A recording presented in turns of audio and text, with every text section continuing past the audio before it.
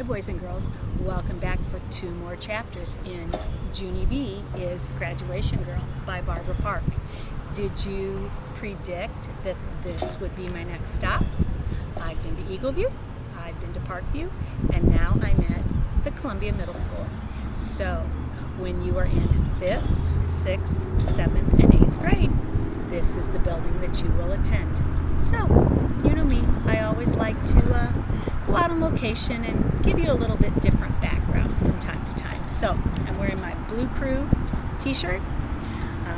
I'm a member of the Blue Crew, have been for a long time. So, remember Junie B's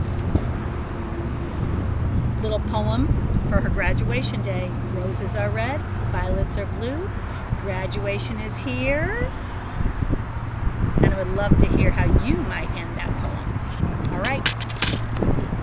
Chapter 5, $1 million. When Chapter 4 ended, they had just gotten their caps and gowns. Caps and gowns. And Junie B was taking hers home on the bus. So, Chapter 5, $1 million. Me and my bestest friend named Grace rode the bus home together. We held our boxes very tight in our laps, and we didn't open them. We are being very careful with our graduation gowns, aren't we, Grace? I said. We are being very careful not to soil them. Yes, said Grace, we are. I looked down at my box. I am very proud of us for not opening these things, I said. I am very proud of us too, said that Grace. We rode and rode. I did a sigh. It's too bad we can't just peek at them a little bit, though, isn't it, Grace? I said. One teensy peek wouldn't even hurt anything, I bet. Grace didn't say anything. I tapped on her. Okay, here's what I'm thinking, Grace. I'm thinking we should do one little peek, and that's all. What do you say, friend? Grace made her voice very loud. No, Junie B, no. We are not allowed to. Can't you follow orders, huh? Do you want to soil these things? I did a huffy breath at her.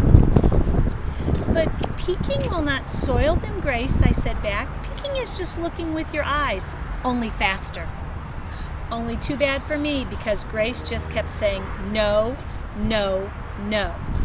And so I had to wait and wait for that stubborn girl to get off the bus before I could peek.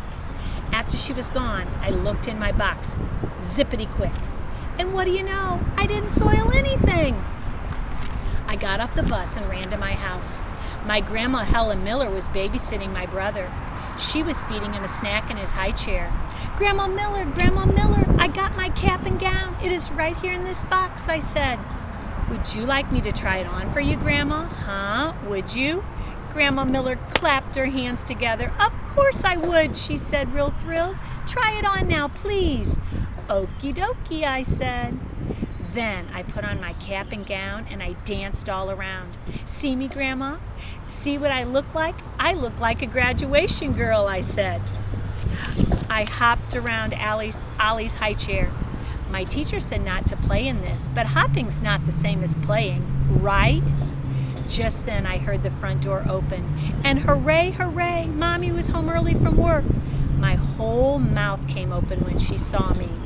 Oh my goodness, she said, just look how cute you are. I know it, Mother. I know I am cute, I said. I look like $1 million in this getup.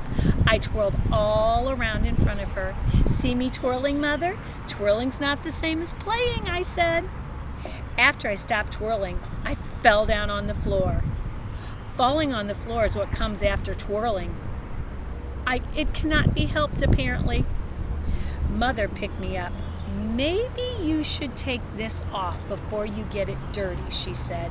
No, Mother, no, I said. I want to keep it on. Please let me. Please, please, please. I quick ran to Ollie's high chair and I ducked down behind it. Ollie peeked around at me. He had sloppy on his face. I am not a sloppy baby like Ollie, I said. I won't get this dirty. I promise. But Mother shook her head. I'm sorry, Junie B, but it's not a good idea to play in your gown, she said. After that, Mother and Grandma Miller blocked the high chair, and I couldn't run away again. Shoot, I said, it looks like I'm surrounded. Mother took my graduation outfit off of me, and she put it back in the box. Then she put the box way on top of the refrigerator. Let's store it up here for safekeeping, she said. Let's not, I said real growly. Mother made squinty eyes at me. Then she took me by the arm and she marched me to my room. 'Cause that woman has no sense of humor, apparently. And she shut my door and left. I flopped on my bed very glum. My stuffed animals were very glum too. Everybody must think I'm a sloppy baby, but I'm not, I said. I don't think you're a sloppy baby, said my stuffed elephant named Philip Johnny Bob. I don't think you're a sloppy baby either, said my Raggedy Ann named Ruth. My Raggedy Andy named Larry. He did a sigh. I wish your mother didn't put your cap and gown on top of the refrigerator, he said. Me too, said Philip Johnny Bob. I wish you could get it down from there so all of us could see you in it. After that, I thought, and I thought, and I thought, and I lifted up his little softy ear and I whispered, maybe I can, and maybe you will.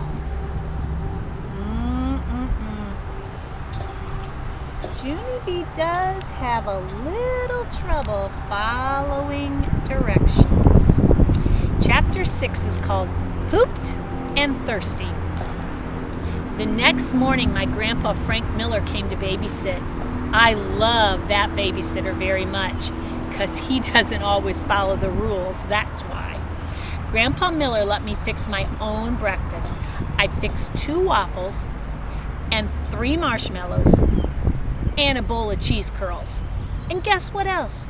My grandpa let me pour my own grape juice and I didn't spill 1 single drop. See, Grandpa? See how careful I am? I did not spill a drop. I'm not a sloppy baby, right? Grandpa Miller was feeding Ollie. Right, he said. My eyes looked up on the refrigerator and I hopped down from my chair. All righty, Frank.